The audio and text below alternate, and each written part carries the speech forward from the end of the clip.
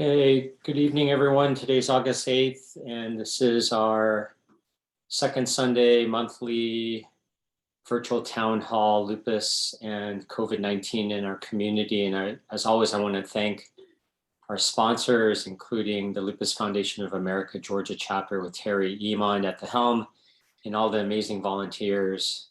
We wouldn't be able to do much of this without you.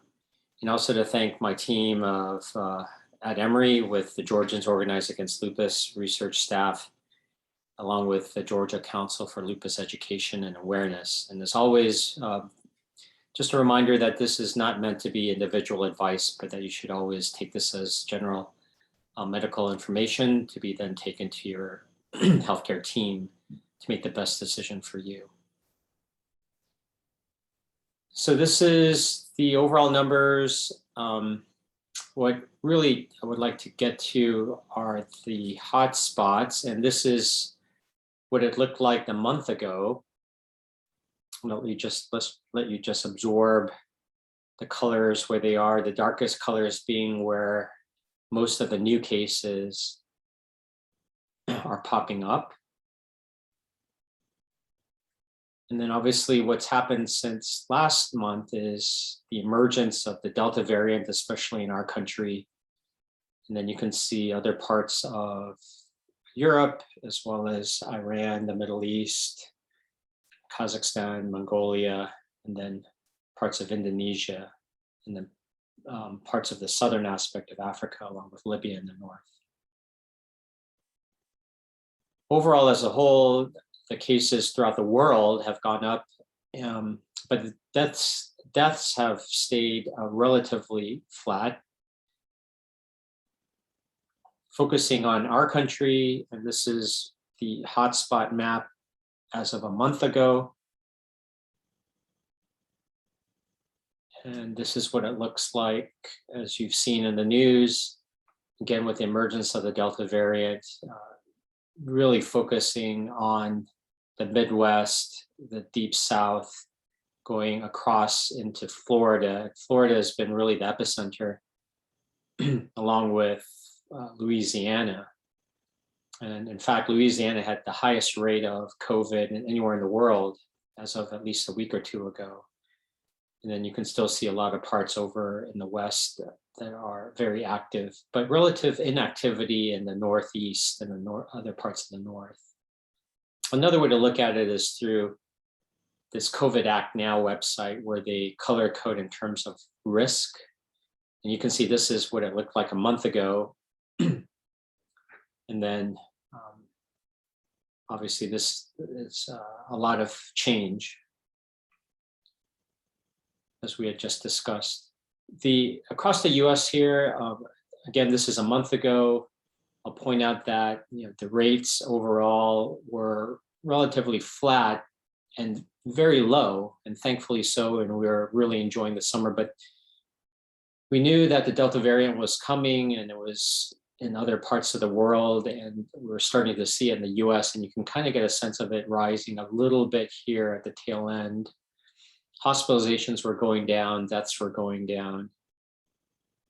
And this is what it looks like recently, with the big uptick in cases passing the initial surge, not quite to where we were last winter, but I mean, we're definitely on a trajectory that's going very high. And then the hospitalizations have also ticked up, as well as the deaths. You can kind of see a little uptick. And here you can kind of see the percentages laid out where the cases have gone up significantly, not accounted only by testing. And that still seems to be kind of some of the misinformation that's out there. Increase in hospitalizations and deaths. This is how Georgia looked a month ago, and we were starting to see some spillover from our neighbors in the South especially, but now it's pretty much pretty significant throughout the state. Again, a lot more activity in the southern part of the state, but it's just a matter of time before things can move up a little bit more, as they have been. And this is Georgia a month ago. Cases were barely starting to tick up. We were really at the nadir of the number of cases that we had in a while. Hospitalizations were going down, deaths were going down. And then, recently here in Georgia, you can see the number of cases going up. Again, similar to the general US, bypassing the numbers overall in the first surge, not quite to where we were in the second surge, but it looks like it's heading in that direction, and the hospitalizations and the deaths are starting to tick up a bit. Kind of seen over here in the percentage changes. Now, relative to the other states, I know this is kind of fuzzy, but I'll walk you through it. Georgia is actually here in this color here. Other states here, Arkansas and Florida and Louisiana. As I mentioned, Louisiana had the highest rates of COVID in the world, and it may be hard to see on your screen, but it's actually starting to come down, which is good. It's hard to say whether Florida is plateauing. It looks like Arkansas is continuing to go up. In Georgia, there's no signs of plateau. How high it'll go or continue to go, we'll have to wait and see. And then the other lines here are New York and Vermont, I think. So new since the last town hall, we've had global cases surpassing 200 million and over 4 million deaths. Here in the US, we have 35 plus million in cases and 614,000 deaths. The daily rate of new cases is now about 100,000 a day. And just to put that in perspective, last month we were enjoying a low of about 11,000 per day. So it's gone up exponentially. And you've heard in some areas that the hospitalizations are going so high that they're really starting to crowd some of the hospitals, with Florida being at an all-time high in terms of hospitalizations related to COVID. And as a result of all of this, CDC changed their masking guidance to recommend vaccinated persons wear masks indoors when community transmission is high. The US passed about 70% of adults with at least one dose of vaccine. Moderna, similar to what Pfizer reported previously, reported good efficacy out to 6 months, and we'll touch on that a little bit again. We'll also touch on WHO's call for banning booster vaccines in the more wealthy countries so that we can try to distribute the vaccines worldwide better. You've all heard of the mandate for vaccines starting to be taken up by a lot of employers, including healthcare systems, including Emory, where I'm an employee, along with other major hospital systems here in Georgia and throughout the country, as well as other major corporations, including airlines and food companies and so forth. And that's probably, it's definitely going to be more frequent once the formal approval for the vaccine. Right now, all the vaccines are under emergency use authorization. It doesn't have the full approval yet, but that's all in the works. And they anticipate that Pfizer's vaccine will get full approval very soon, probably in the next couple of weeks or so, and probably followed closely with Moderna and then J&J. So we'll talk a little bit more about the variants that have been in the news so much. And this is a slide along with the next one from last month, where just to remind you that we've gone from all of these other designations by country, where the first variant was identified, and we also threw out some of these weird scientific names, to a naming system based on the Greek alphabet. And so the order of the alphabet is alpha, beta, gamma, and delta. And delta is the one that was originally seen in India that was causing so much havoc. And it is currently really invading our part of the world.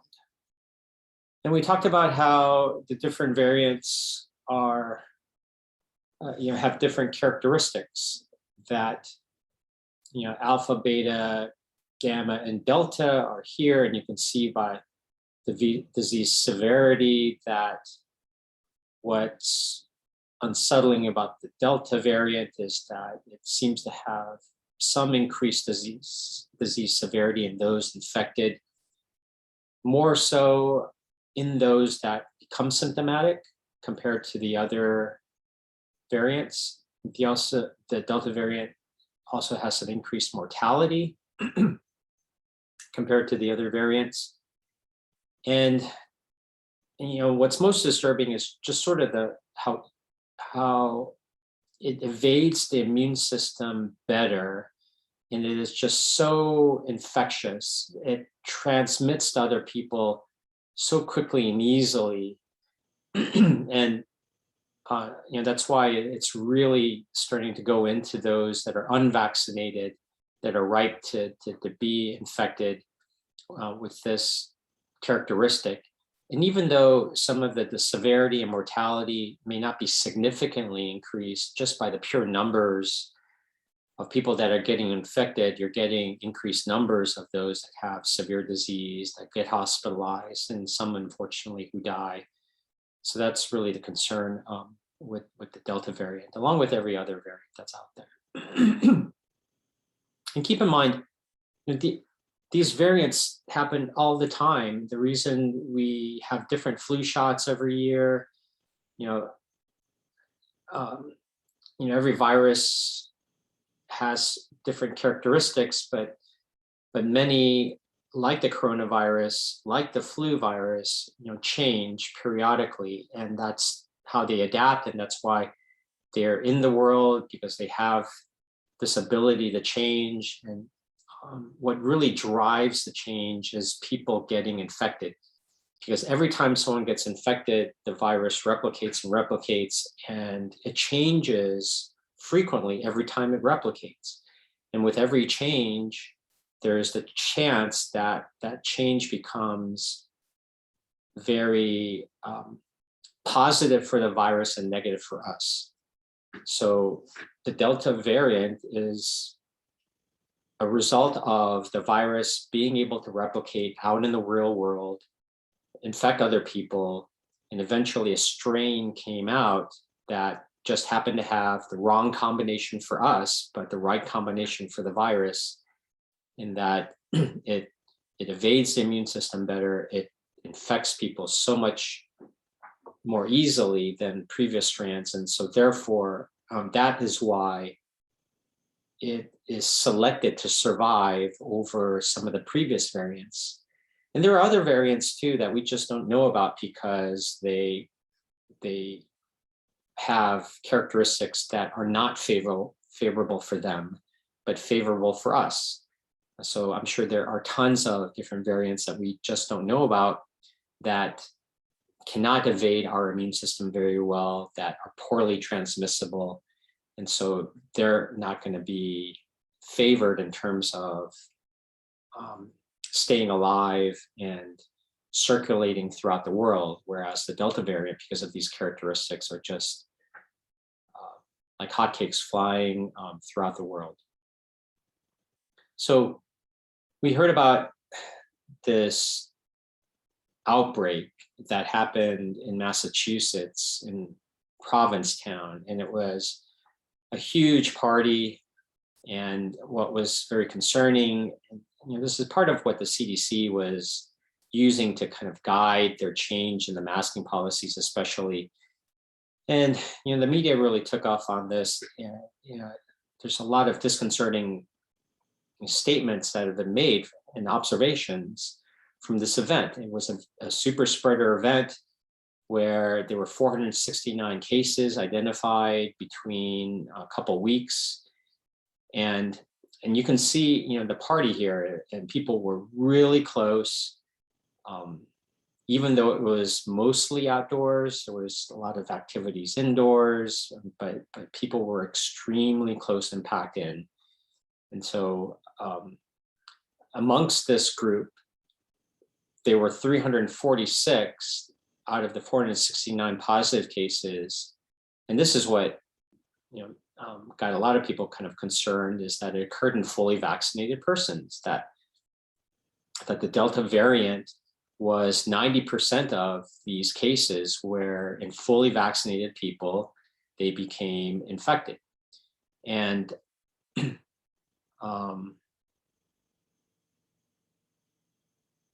and this point here is really just to point out that the amount of virus in their systems were the same in those that were vaccinated compared to those who were not vaccinated.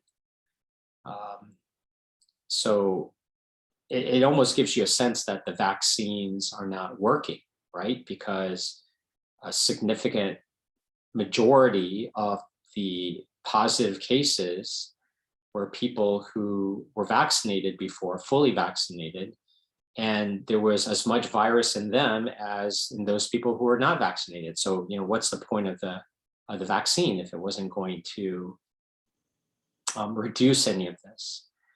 But I think what needs to be remembered is that the vaccines do work. Clearly, they do work in people that have competent immune systems. Now, there's a caveat potentially with people with lupus, and I'll circle back to this towards the end. But in the general population and people with lupus to a certain extent, the vaccines are going to provide protection, and that's been very clear, and I'll show that. But what I want to make a point here that I'll continue to reinforce is just the proximity of people and how this was just set up for people to infect others, even despite being vaccinated. Now, the COVID virus is a respiratory virus. There are probably some cases that get transmitted through touching things, but clearly that's a very, very small percentage of the cases out there. The cases where it is transmitted through touch, you have to have a decent amount of virus that's exposed there. If somebody sneezes on a doorknob, to make an extreme example, and then fairly quickly after that, someone touches that, gets a decent amount of virus on the hand, and they rub their eyes or they put their fingers in their mouth or their nose, that would be a situation where I think the transmission would have a decent chance of occurring. But clearly, what drives most of the infections in COVID is respiratory droplets that come from people that are infected, and the infection occurs in the mucosal lining in the nose, the throat, the mouth, and the lungs. And so when people speak, they talk, they sing, they cough, these small droplets that go out into the air, that's how it goes from one person to the next, to the next, to the next. And if you look at this picture here, even if people are vaccinated, vaccines aren't perfect, and we know that. And you have to think about a few other things. How's the virus getting to the person, if there's, and how much of it, and you have to think about how the vaccines work. So when people are really close and they're talking, they're singing, they're laughing, they're kissing, all this stuff is just direct exposure. And the vaccines, the way they work is they trigger an immune response, neutralizing antibodies throughout your body and your blood system. And so it's trying to protect you all throughout your system.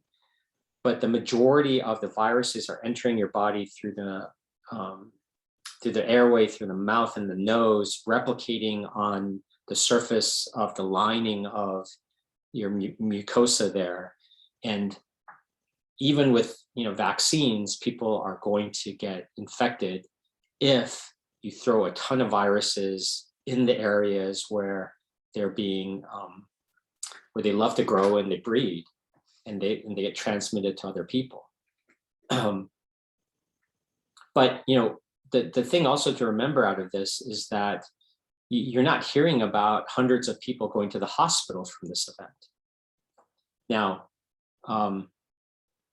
unfortunately, a lot of these people probably went back home and to other places, and so it just really amplifies the spread.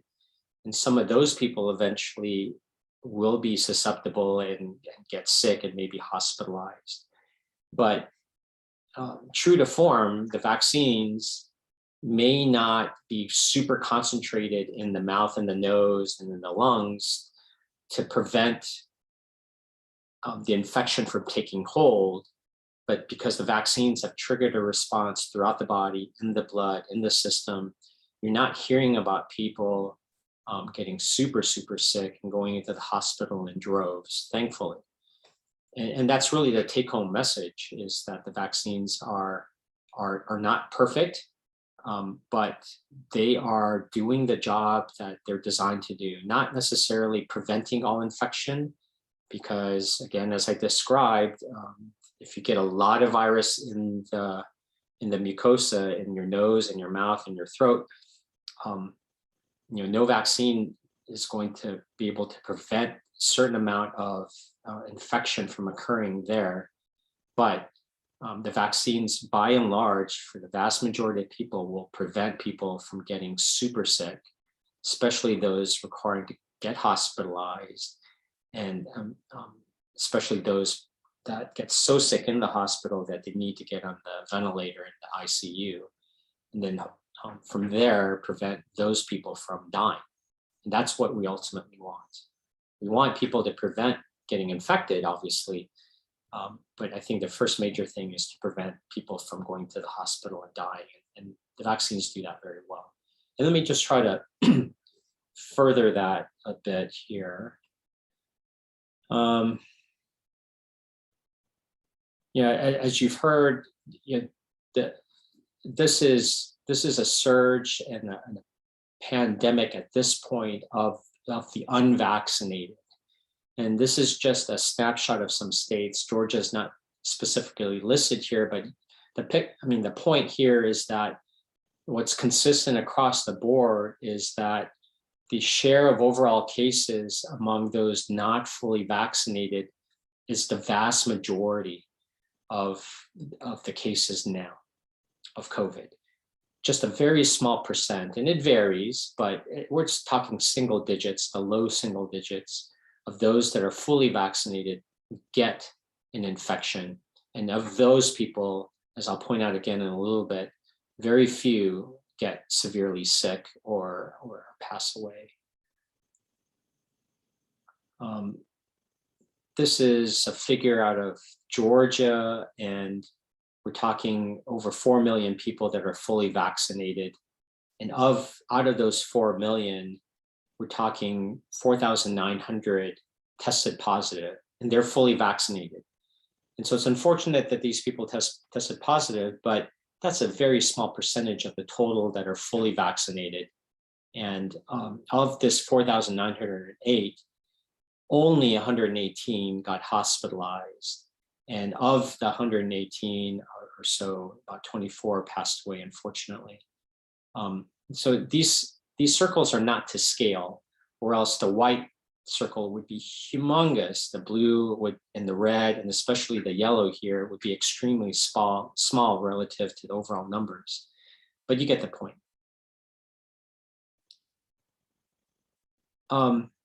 And this is just to sort of point out again how the vaccines have really made a difference in terms of the deaths. And this is the previous wave when we didn't have significant vaccine penetration. And this is days into the wave. And you can see as the days go on, you see on the left side here, the cases getting growing and growing.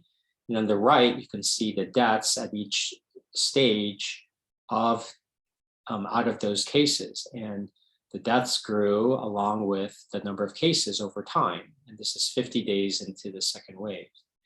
Now, this current wave here, Delta, is going through the population, and it is causing a lot of havoc, but it's really mostly in the unvaccinated. And because there's about 60% of the US population that's vaccinated to some degree, you have a big dent in terms of the number of people who pass away. So again, vaccination is not perfect, but it's still very good. This is people that are vaccinated. And just to give you a sense, this is the scale. So you can kind of get a relative sense of the number of people vaccinated, and out of that, how many become symptomatic and how many die. So for every 102,000 people that are vaccinated, there are 100 people who become symptomatic through breakthrough infections, and one die out of every 102,000. And so this is reflected in the scaled figure here. So if this represents 102,000 people that are vaccinated, this one red dot here in the corner represents the 100 out of those 102,000 that become symptomatic from breakthrough infections. And they had to blow up this red box here to indicate this one little area of yellow of that one death out of the 102,000 people that get vaccinated. Compare that to the unvaccinated.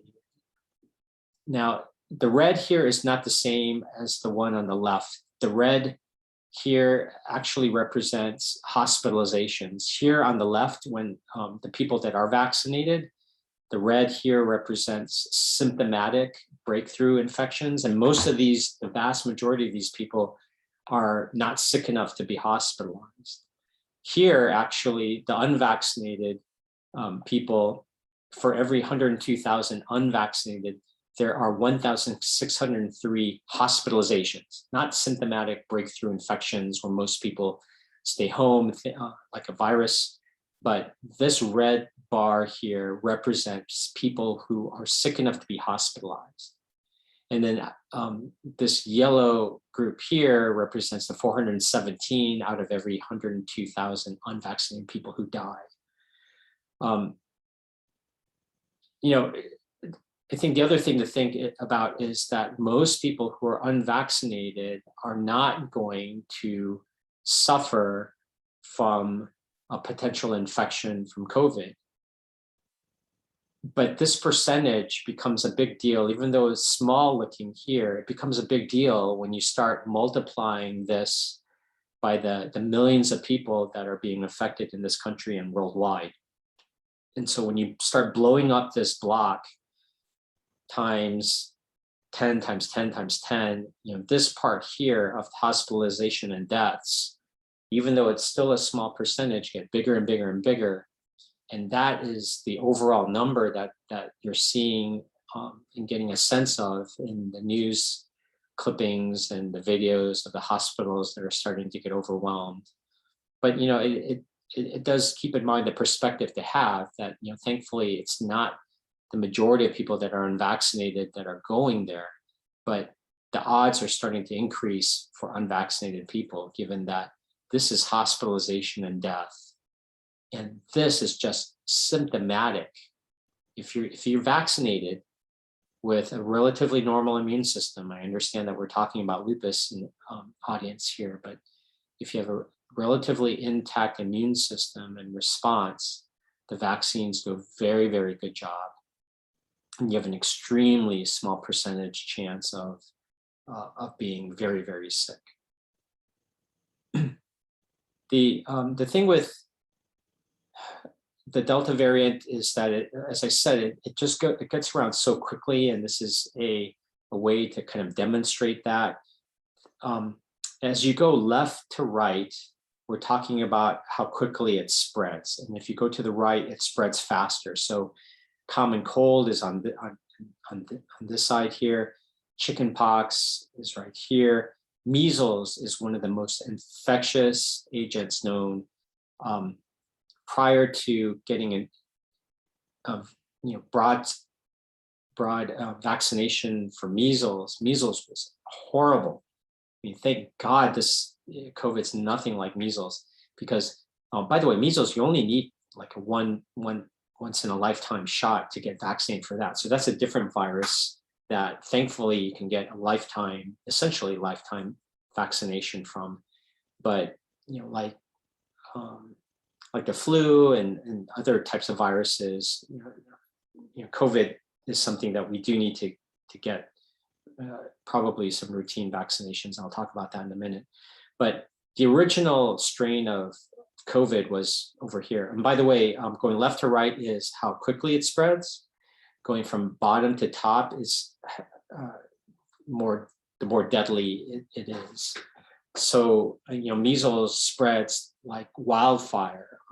Apparently, if somebody coughs or someone has measles that's infectious and they're in a room, that virus can stay suspended in the air for 2 hours. And it's highly, highly infectious. You just need a little bit of it for someone to get infected. So that tells you how bad of an actor measles is. Now, as you go up to the top here, these are really, really deadly viruses, Ebola, MERS, bird flu. But thankfully, they're not as, they don't spread as quickly. Now, the original strain of COVID was here.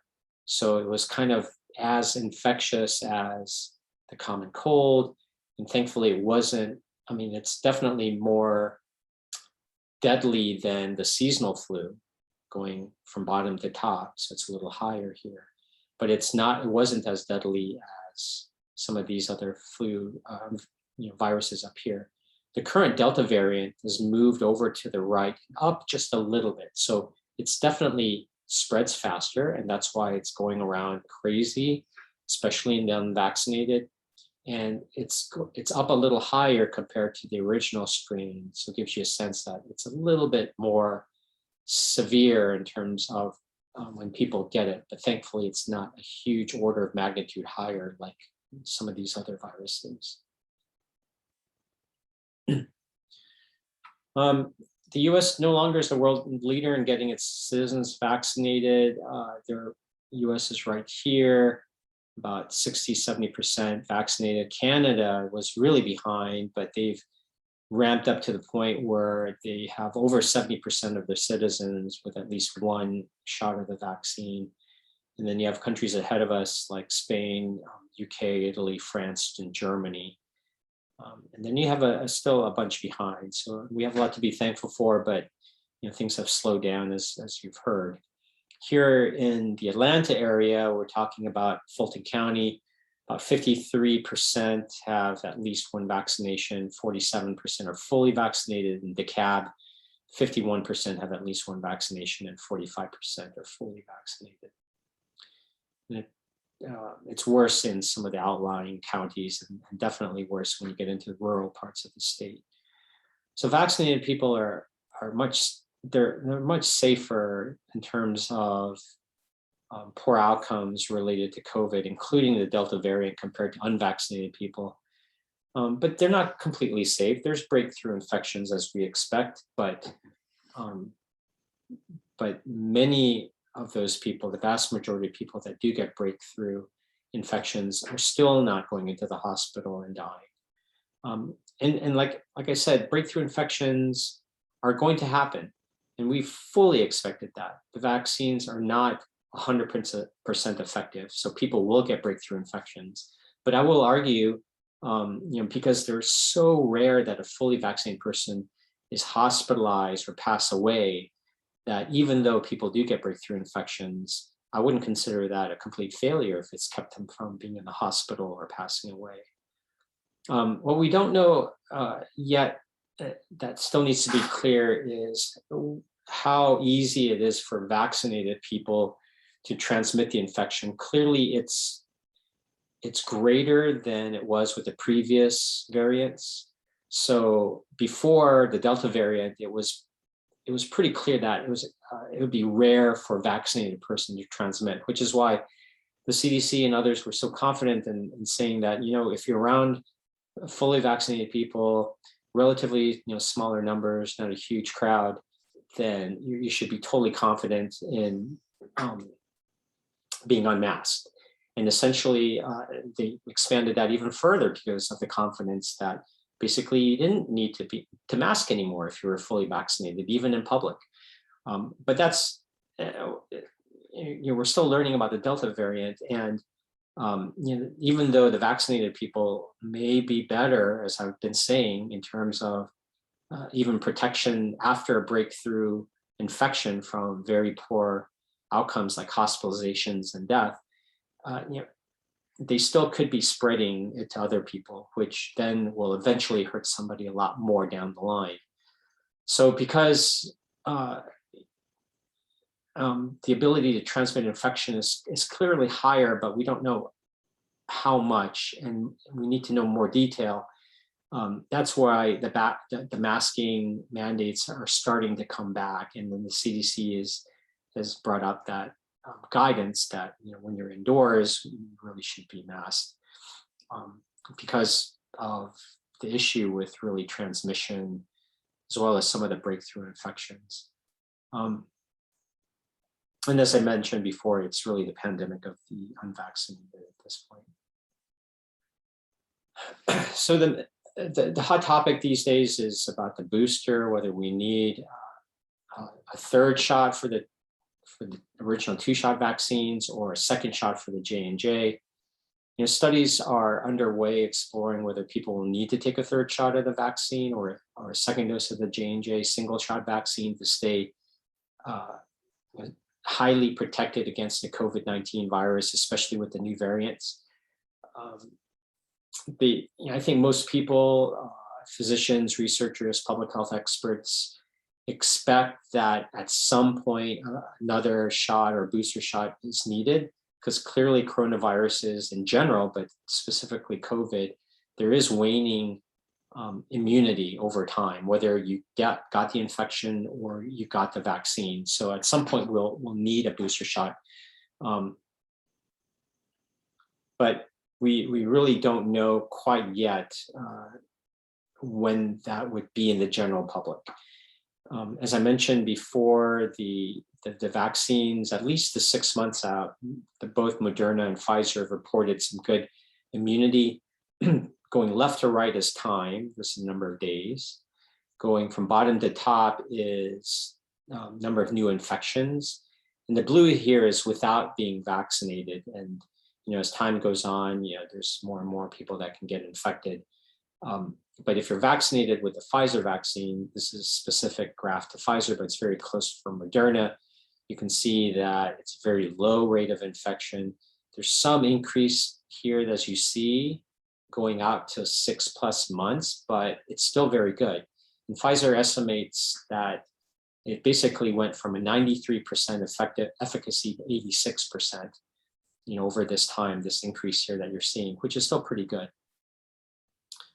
But you also have heard that Pfizer made this statement based on their data that the antibody levels, which really is a reflection of that effectiveness of the immunity, starts to decline from their earlier peak of when you originally get vaccinated, about 8 months after the second dose. And after a third shot, their data shows that the antibody levels were up more than 5 times among people 18 to 55 years of age, and more than 11 times, even a greater response in people that were older, 65 to 85, compared to just the 2 doses before. So, Pfizer's pretty confident, and I think everybody is expecting a booster shot, but the government has not settled on the exact period of time. They are seeing the waning immunity, this increasing number of infections or breakthrough infections, lowering of the antibody levels. But again, it's not hugely significant 6 to 9 months out. So when they start seeing this line starting to go much higher, you're starting to have more and more reports of not only breakthrough infections, but breakthrough infections with poor outcomes like hospitalizations. They're not going to wait too long, but they're waiting to see that before they pull the trigger and cause a huge increase in activity, to get the vaccines out, a booster shot to the entire population. It's not an easy thing to decide, even though I think everybody individually, many people would want to say, okay, just give me a booster shot. It's not that simple. And also, Pfizer may be developing a booster shot that's not just simply repeating the same shot that you got 6, 9, 12 months ago, but they may be developing a booster shot that has some changes in it that tweaks it even better for the variants, including the Delta variant that's out now. So it's not as simple as just repeating, getting an additional shot of what's out there either. And also we need to study kind of some of the safety and some of those issues, which probably won't be as big of a deal, but a lot of this needs to go through those hoops, if you will, before, in this country anyway, before having it, roll out. Now, there's some headwinds that the people in the U.S., the policymakers need to consider. Some of you might have seen this, like WHO, the World Health Organization, called for a moratorium on Wednesday of COVID booster shots, because the only people that are talking about booster shots are the wealthier countries like us, where we have the ability to have a lot of people vaccinated already, and we're kind of thinking about the next step. But WHO is asking all the countries that are considering all this or doing it to really have a moratorium or stop any consideration of booster shots, at least through the end of this September, so that some of the supplies of the vaccine can be diverted and get to the poorer countries that have very, very low penetration of vaccination, which, again, one can say, well, we have to protect our citizens, but COVID, as we've seen, is a global epidemic. There are no borders to the virus. And you can sit there and say, well, who cares about this part of the country? It's so far away.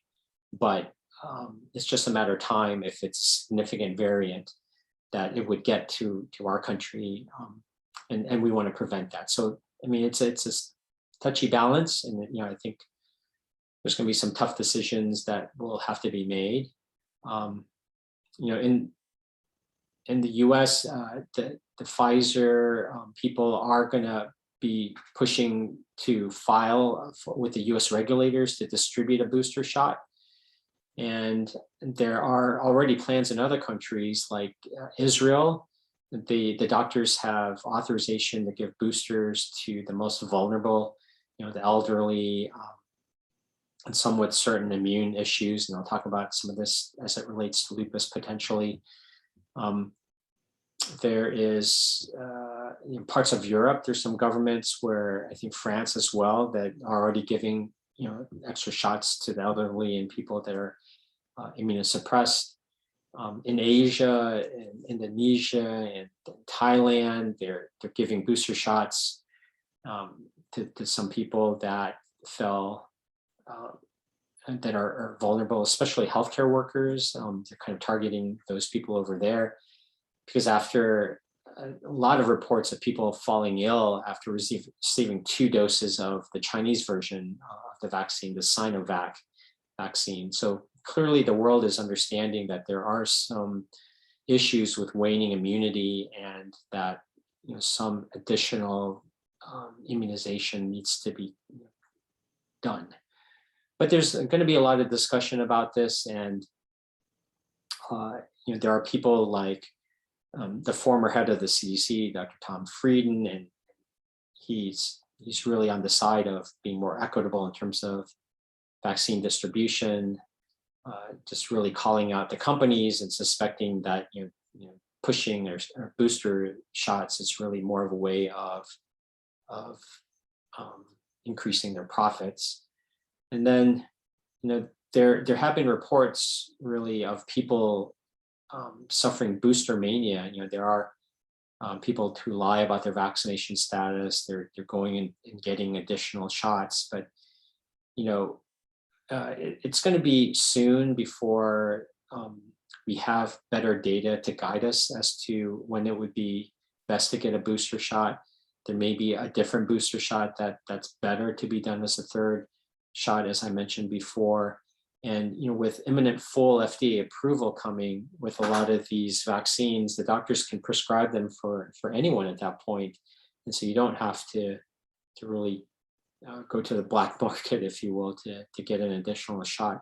Really, the data shows that for everybody, including myself, and I got the vaccine very, very early because being at Emory and a healthcare worker, I'm going on about 9 months since my second vaccine of the Pfizer shot. And, I feel comfortable right now. I mean, the data is clearly showing that I may have some waning of immune response, but it's very significant still in terms of protection. And, I can wait a little bit longer. And I expect within the next month or two, we're going to have a lot more information.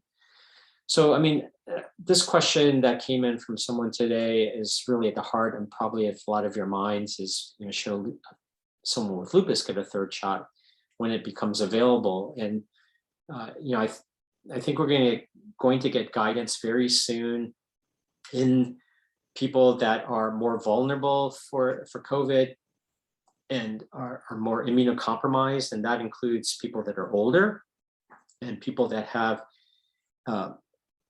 immune compromised conditions. And now how that's going to be defined is anyone's guess. What is clear are certain examples, like in those with organ transplant, if you've gotten a liver or kidney transplant, we have very clear, direct data to show that the immune response to vaccines is much lower than in the general population, and those people need a booster.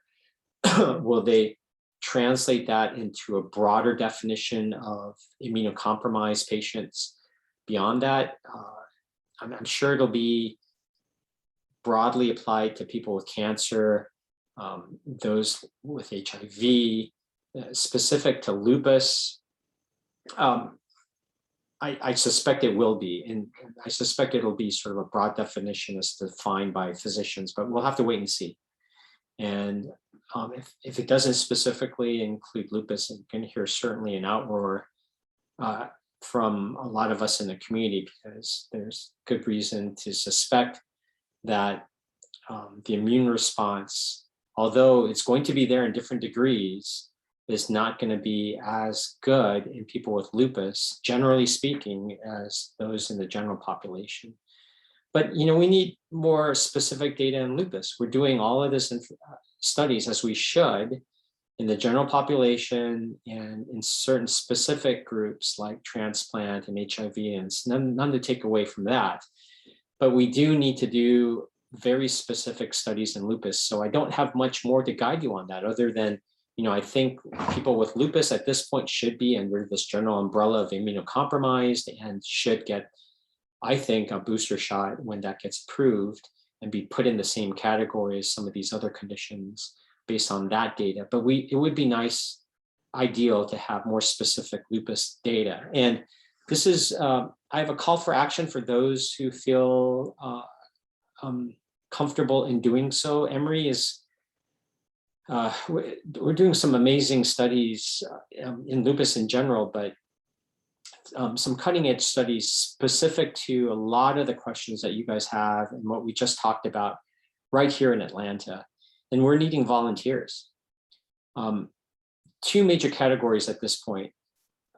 First, we're looking for people with systemic lupus who have been tested positive previously for COVID.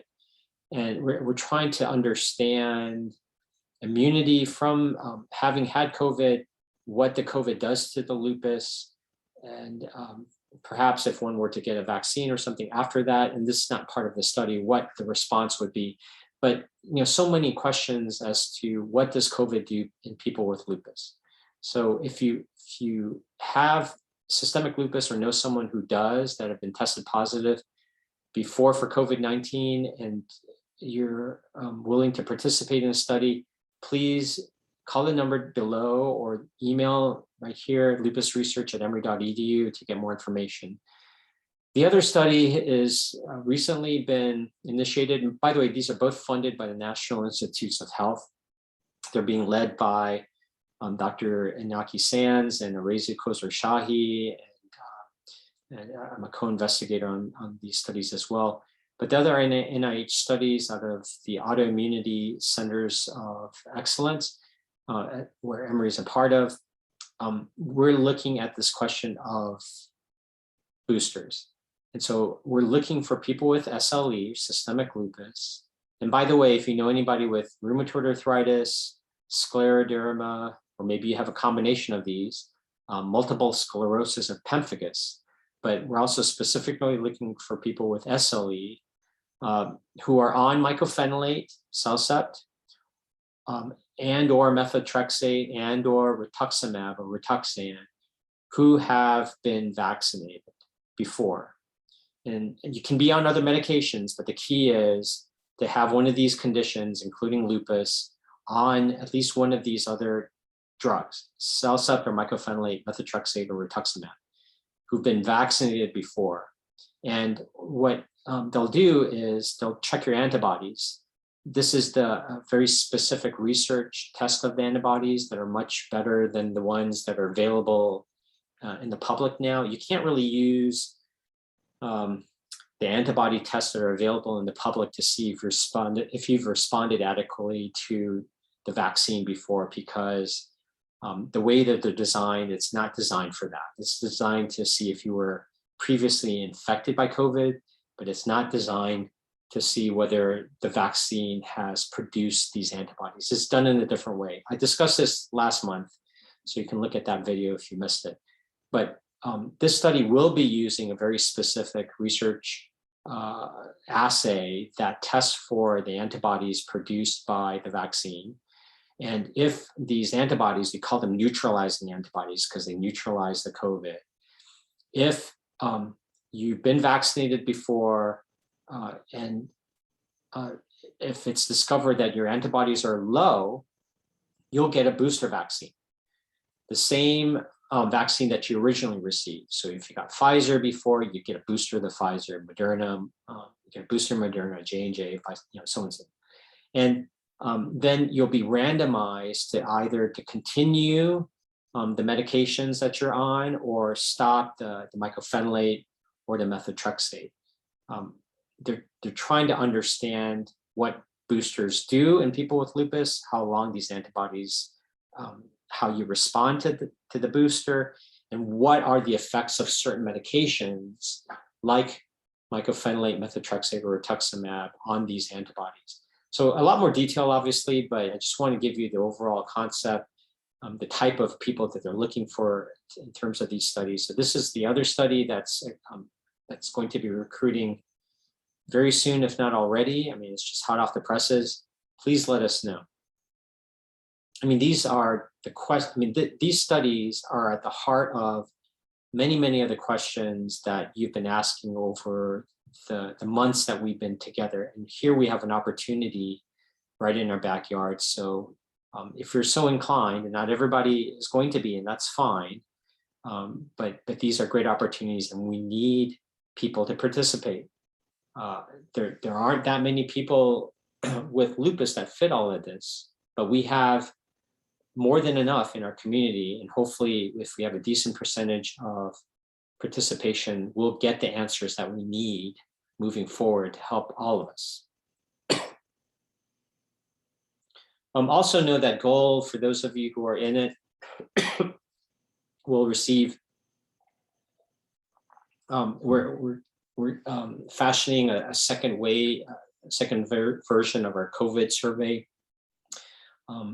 And so it'll be very important to see how things have changed over time, and we look forward to you participating there. So look out for that in the coming months. We're just starting to think about that. So going to your questions, we have two others that I'll finish up with. What's my recommendation for teachers that are afraid to be vaccinated based on the adults they around and false information they've read on social media as people dying after they're vaccinated? Well, if you're afraid to be vaccinated based on false information, I mean, that tells you right then and there, hopefully I've impressed upon you that the vaccines are very safe and effective.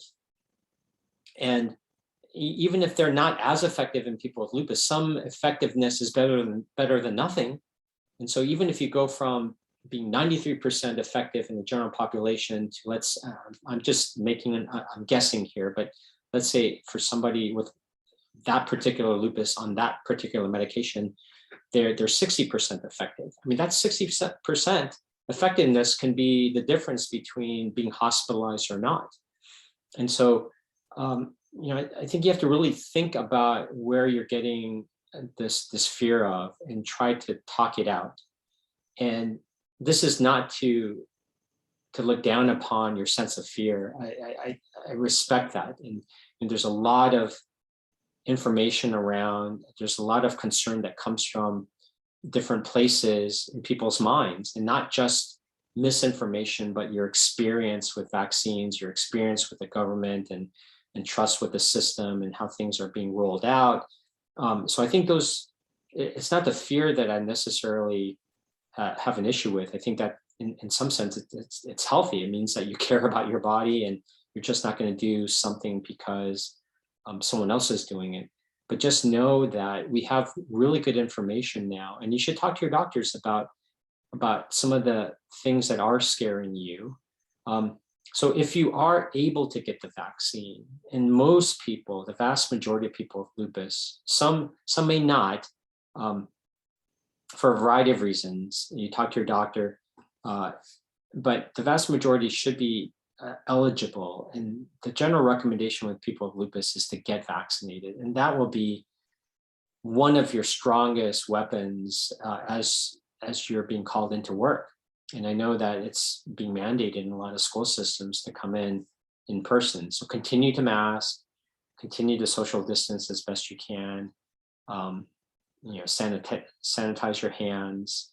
And then if you have the vaccine on top of all of that, it's pretty, I mean, that's a really good multiple layer sort of protection, if you will. So that was my initial kind of response, I guess, without knowing any more specifics. Were there lupus patients as part of the test trials when the vaccines were being studied? Most of the studies did not exclude people with autoimmune disease. So there are probably, I mean, it was conceivable that someone with lupus who volunteered for some of the early studies got in. But in the studies, they did not specifically identify what types of autoimmune diseases people had. It was a small percentage of the studies. So I don't think we could really learn too much about lupus specifically, but general autoimmune disease, other than that they didn't pick up a safety signal in that, albeit small, group of people with autoimmune conditions, including HIV and some other immune issues or immunosuppressed states. So, they felt in general that it was going to be safe even in people with certain immune conditions. But again, we need more lupus specific information, which is really why I kind of took the time to let you all know about some of the research opportunities that are happening here and elsewhere as well. Actually, I have one more question, I think. I'm sorry here. So we try to avoid very specific responses. So I'm not going to generally speak to whoever wrote this question, your specific condition of protein CNS and Sjogren's. So, but I will talk about general guidance for vaccination with lupus in mind.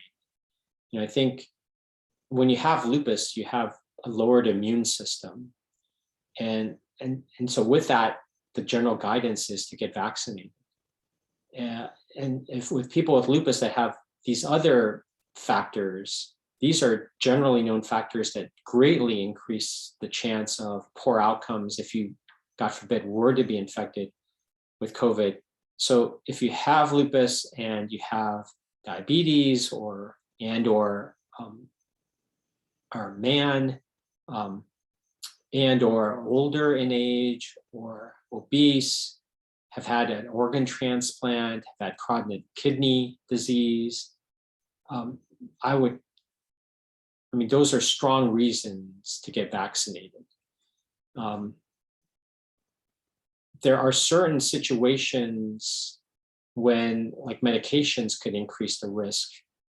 The data from the Global Research Alliance, where it's not just lupus specific, lupus was a decent percentage, but it was a lot of other rheumatic conditions like rheumatoid arthritis, vasculitis, scleroderma.